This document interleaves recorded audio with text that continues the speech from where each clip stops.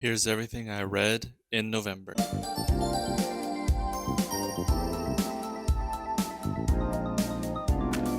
Alright, firstly, we have Task Force Z and Red Hood the Hill. These are both Jason Todd books. Very disappointing for both of these because Jason isn't really a huge character. He doesn't really do much, not a lot of agency. And it doesn't really move his story along that much either. I think a lot of Red Hood stories don't really have a lot of progression. They don't really put him anywhere, and just frankly, not that well written. These two are not really an exception to that either. It's kind of disappointing because this one could have had potential for him to be a bigger character, like make him have his own territory, his own day job, but they just didn't do that.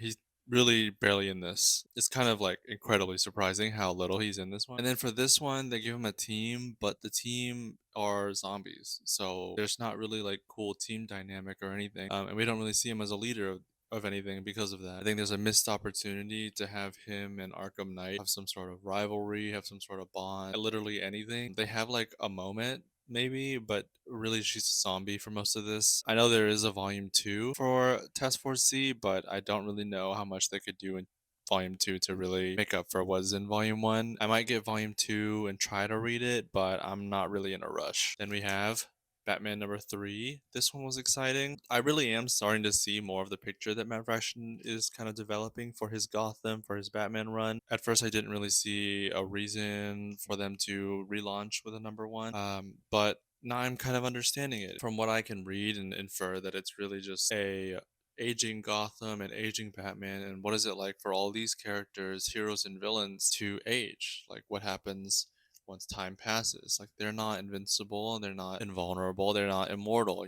They will get old, and the things that they're doing will catch up to them in one way or another. Night Fight number 1. This one was pretty cool. It's not a super serious event or story or anything like that. I think it's cool to see the little bits of what the Robins would be like as Batman, taking up the mantle of Batman in one way or another. This issue specifically is just Dick Grayson's interpretation, but there are really nice moments in the beginning before he goes into that reality, before Bruce goes in that reality. I still think it's funny that Dick Grayson's tenure as Batman in this is basically like Titans Academy, but Robin War, or he just trains a bunch of like young heroes to be Robins all around the world. I don't really think that's indicative of like what Dick Grayson would do. I think I do see him more of as a teacher in some way, but like a teacher for making all these young heroes be Robin seems a little weird. But I am excited to see what the rest of this little mini series has to offer. What does Jason's Gotham look like, or Tim, or Damien? I think it's really just like a fun little event, and it's good to go into it like that. Batgirl 13.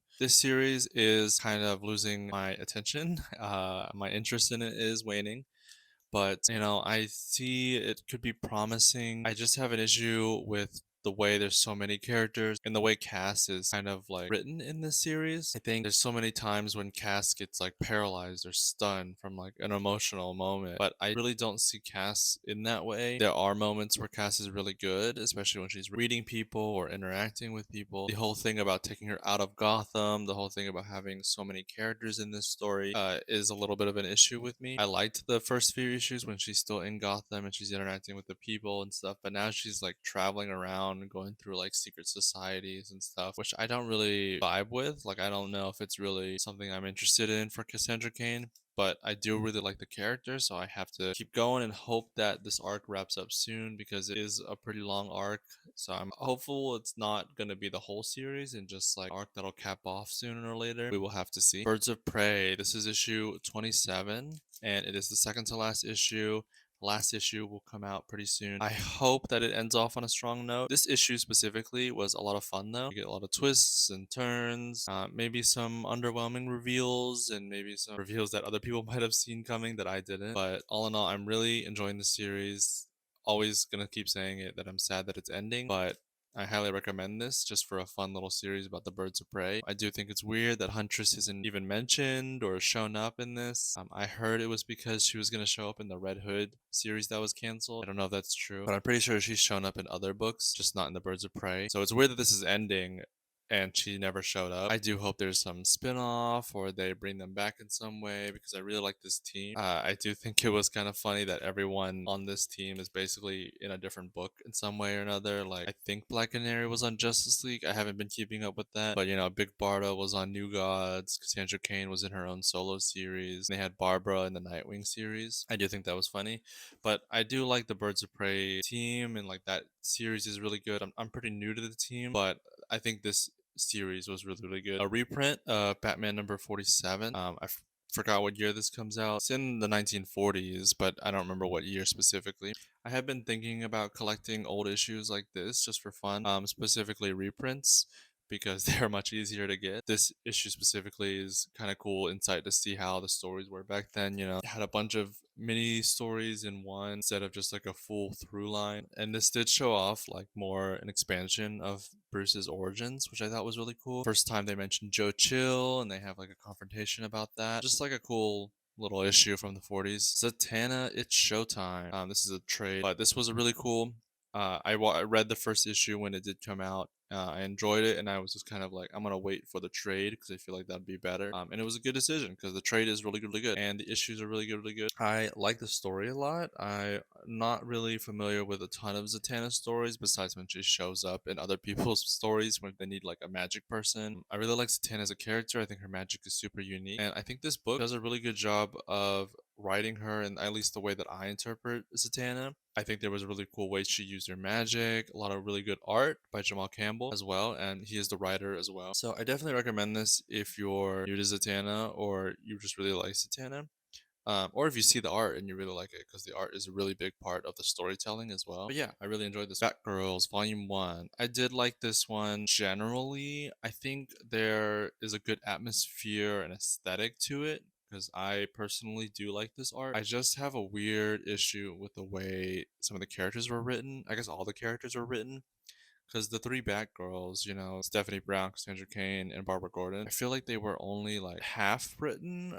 They weren't like caricatures of themselves, like I said before in like a previous video, but they're not like caricatures, but they're not like fully themselves. They don't feel like themselves, like in a way. But I'm also just not interested in them Straight like the storyline in here because this was coming out, I guess, the same time as that was happening in the Batman stories, but I was never interested in it when it happened to Batman, and I'm just not interested in that kind of getting stuffed in here. I was definitely more invested in whatever it is was like haunting Barbara Gordon or like tracking her, hacking her or whatever. But I do like the art, I do like these characters in this team. It was good enough for me to want to get volume 2. I don't know if I'll get that anytime soon, but I am interested in getting volume 2. Mother Panic. This was really, really cool. Like the Batgirls volume, I've had these two for a long time, but I just got around to reading it. I definitely think like this is a contender for more Compact Comics reprints because it's really good. It's a really good introduction to the character. I mean, this is really like the only books that she has, but I really like this character because it's like another hero in Gotham that doesn't operate under the umbrella of the Bat family, which is a really cool dynamic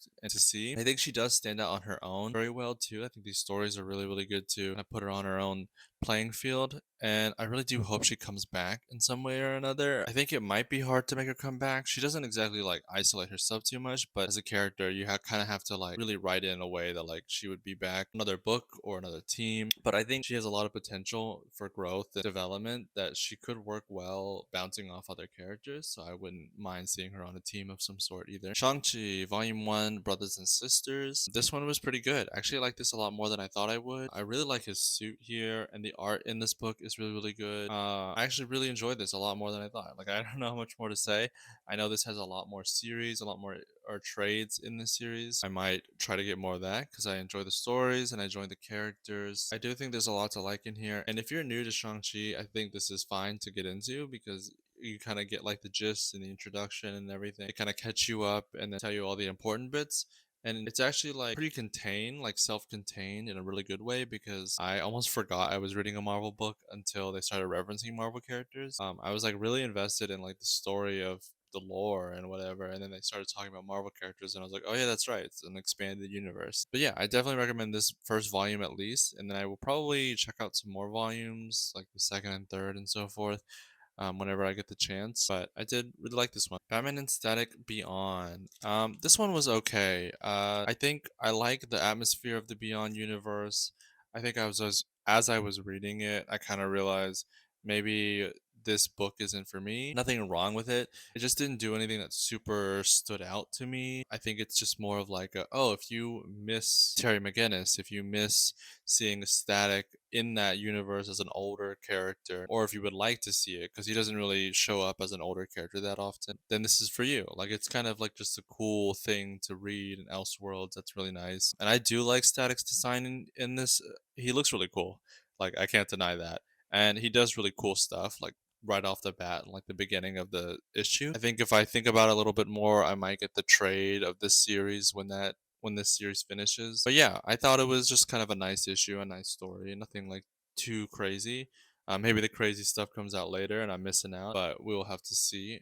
And if something cool happens, I will probably get the trade. Yeah. Nightwing 132. I'm really liking the series. I'm scared because I'm starting to feel like oh, it might tip to a point where I might lose interest. But so far it's grabbing me. I do have like the opposite issue of this book than I do the Cassandra Cain Batgirl one, whereas like that book feels like it has too many characters. This book feels like it's just not enough. Like there's not really a lot of supporting characters for Dick Grayson, and the ones that are supposed to be supporting characters are like taken out constantly. I guess that's kind of like a point to isolate Dick Grayson more and more, but it makes me feel like he has like less of a support group. I guess like that's the point.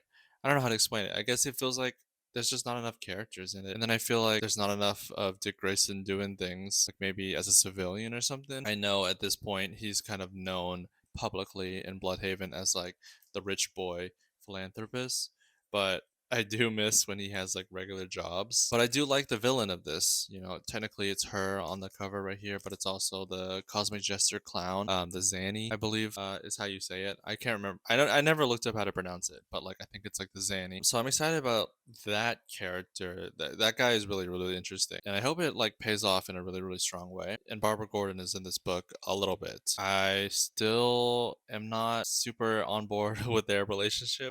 It just doesn't feel. I mean, there's other. I mean, everyone has been saying this. I think it feels like kind of a step back.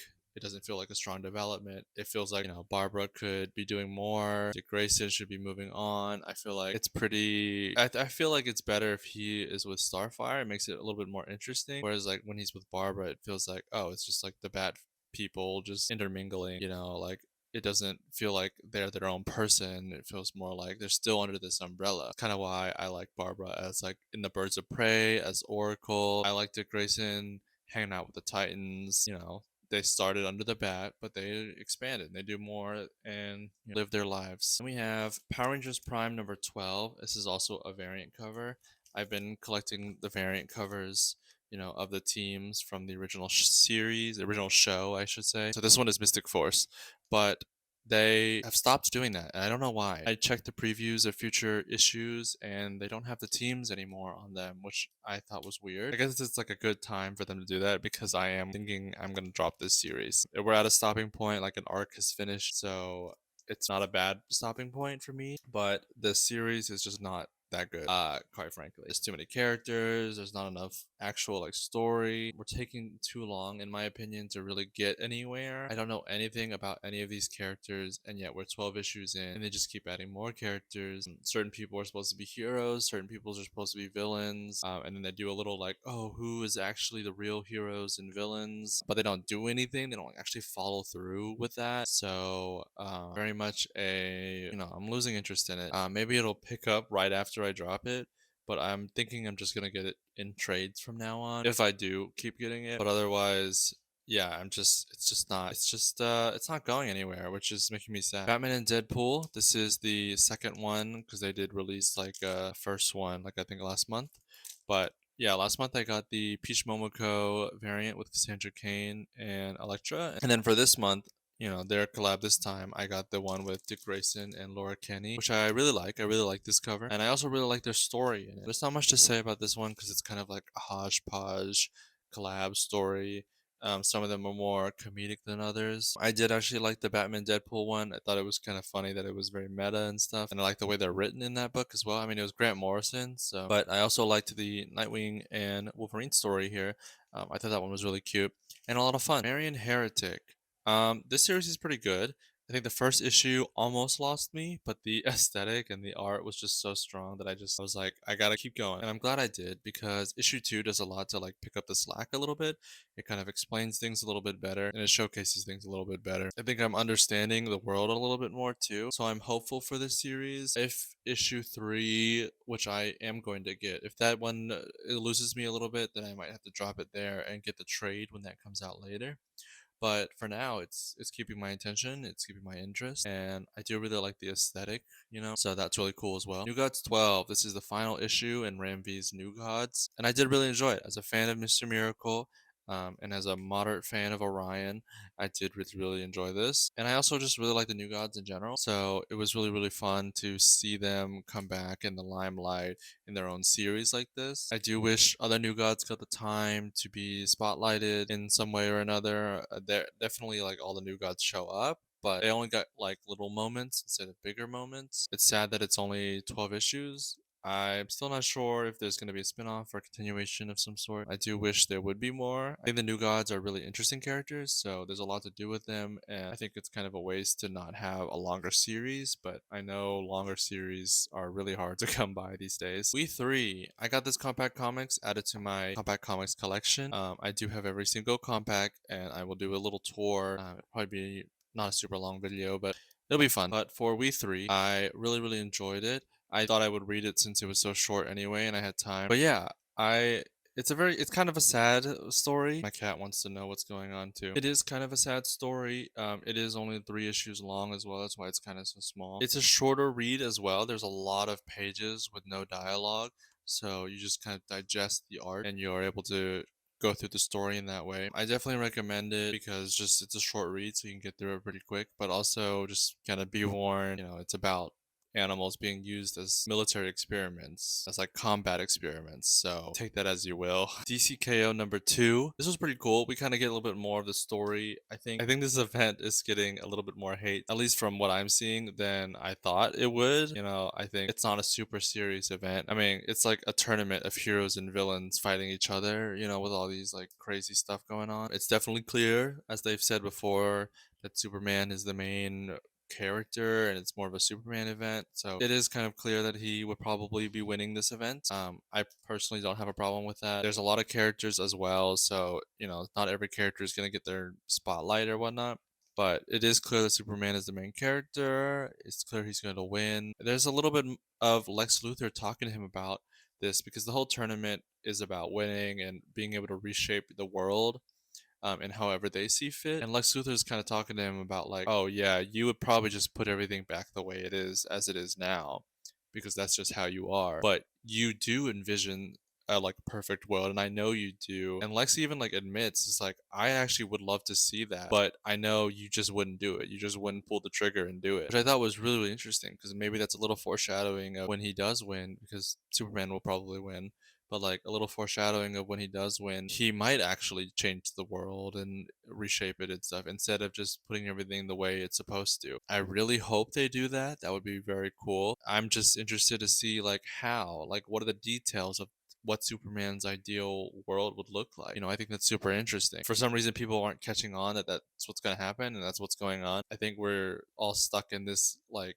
debate of like, oh, this person wouldn't lose to this person, or like, oh wow, this is like such an epic fight when he uses this item, which is like cool talk and whatever. But I think it's interesting to talk about, what are these heroes' ideal worlds, and if they win, like what that would look like. Especially what Superman's would look like. I don't think it's something to really like gloss over because like it's probably like the main thesis or whatever of this event. Batman Green Arrow The Question Arcadia. There is a strong start to this issue, actually. I really like the way it's set up these characters to sort of team up or sort of run into each other, I guess I should say. The premise of it is interesting, or at least it's like grabbing me enough to where I'm wondering what's really going on, the mystery of it all. The atmosphere, the vibe is very cool, and I am a big fan of The Question. I would say though, I will probably get the trade for this. I think it's better to read probably as like a binge, all in one trade than it is to read month to month. But I did really like this first issue. So, if a mystery detective story with these three characters is really interesting to you, then I would definitely recommend it. The vibe of this cover is definitely indicative of like what the stories are. That part is very cool. Immortal Legend Batman number 4. This one has the Poison the Man, not Poison Ivy, which I thought was interesting. I am still not sure if I want to drop this series. I thought about it, still thinking about it. There's only two more issues left, so I really could just wait, buy those two issues, and have the full set. But I'm still thinking about whether it's worth it or not because I might get the trade regardless if I get those two issues. And if I get the trade anyway, then what's the point of getting the two issues if I'm not super sure if I want them anymore? But we'll see. I think there's a lot of missed opportunity with this series, so that's kind of disappointing to me. I think there's a lot they could have done, but it's more unserious than I thought it would be. I'm not saying it's super comedic or lighthearted or anything, but I think especially with like the world they've created, I think there's a lot that could have been done to make it super interesting. But I think it just doesn't like fully leap